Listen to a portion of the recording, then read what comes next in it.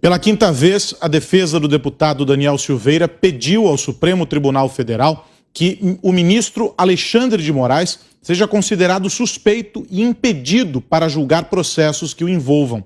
O advogado Paulo Faria ainda solicitou que Moraes não julgue o próprio pedido de suspeição e que encaminhe a apreciação do caso aos demais ministros.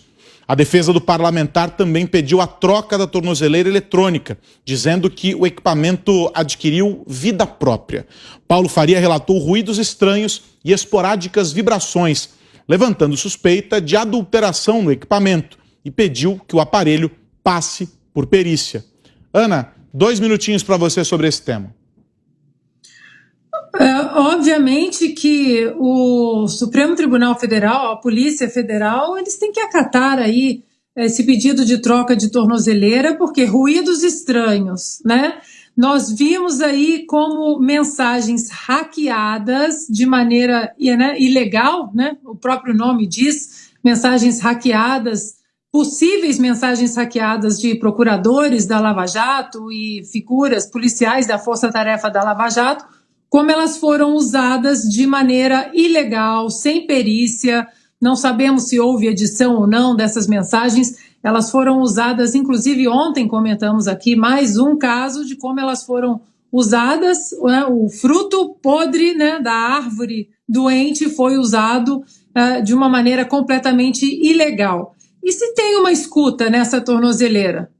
E se o ministro Alexandre de Moraes consegue acessar de alguma forma ilegal, como as mensagens da Vaza Jato foram usadas, as conversas aí através dessa tornozeleira que tem ruídos estranhos, e se isso acontece e as conversas do deputado Daniel Silveira possam estar sendo gravadas.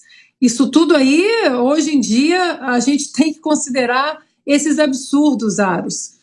Qualquer conjectura nesse sentido, há algum tempo, seria uma coisa só de filme. Imagina, uma tornozeleira estranha, com ruídos estranhos, que poderia ter uma escuta. Imagina, isso aí é coisa para a turma do chapéu de alumínio. Mas hoje em dia, diante de tudo isso que nós estamos vendo, perseguição agora de um ministro da Suprema Corte, a mãe de um parlamentar que não cometeu nenhum crime e tem uma tornozeleira e que foi preso e que não pode falar, que não pode falar com seus eleitores ou até mesmo no Congresso, não pode usar as suas redes sociais, que hoje aí é uma praça pública, uma comunicação direta e orgânica com seu eleitorado.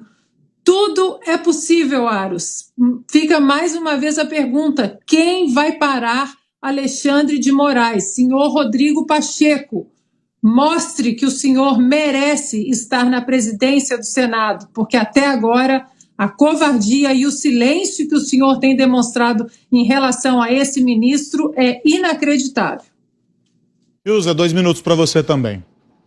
A defesa do deputado Daniel Silveira alega e apresentou as indicações sobre a sua sustentação que esse processo teve erros, como, por exemplo, uma renovação de prisão do deputado por suposta tentativa de danificar a tornozeleira.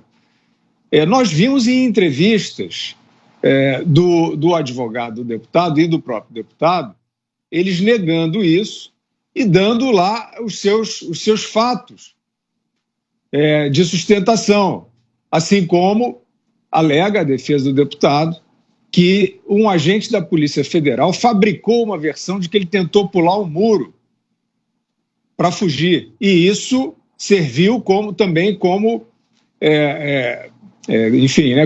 fundamento para uma agravante nas medidas contra o deputado Daniel Silveira.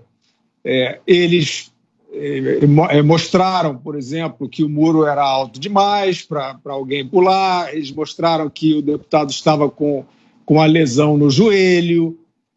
Eu acho que esse tipo de coisa, Aros, é o seguinte: onde é que está a justiça brasileira? Então, é um inquérito conduzido dessa maneira, no mínimo com várias controvérsias e sombras, e a defesa contrapondo com indícios fortes, com alegações fortes em contrário. Onde é que está a decisão da justiça brasileira? Não tem mais a justiça? Esse inquérito aí é o inquérito do fim do mundo, o inquérito do fim de tudo? Como é que é isso? A gente precisa saber, e a gente precisa saber principalmente o que acha a Câmara dos Deputados, o que acha o presidente da Câmara dos Deputados, Arthur Lira, que no momento em que este mesmo... Eu acho que a democracia está com um asterisco aí, né? A democracia está aí em suspenso, porque esse mesmo parlamentar, pedindo à instituição a qual pertence que ela se debruce, discuta, avalie as medidas cautelares dentro desse inquérito para lá de controverso. A Câmara se omite, ela não discute, ela diz que o deputado está usando o plenário de forma midiática, ela entrega esse estorvo.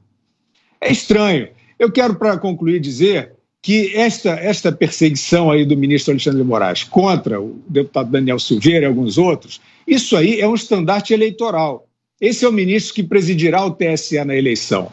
E ele está, deliberadamente, escolhendo alvos bolsonaristas. Isso é um estandarte. E a imprensa, é só para você entender como é que é a estratégia, é só você ver o consórcio, que antigamente se chamava imprensa. É essa historinha que você vai ver contada lá, né? Que é um deputado bolsonarista e, por isso, é um propagador de ódio, é um abusador das instituições, né? É um homem que ameaça a ordem democrática, que é uma das alegorias criadas pelo Alexandre de Moraes para essa perseguição.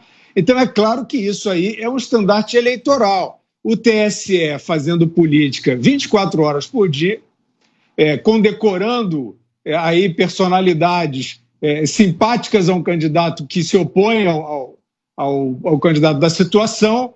Então, onde é que isso vai parar? A gente precisa ver a Câmara dos Deputados se debruçando sobre esse caso, porque ele é um emblema da eleição como um todo.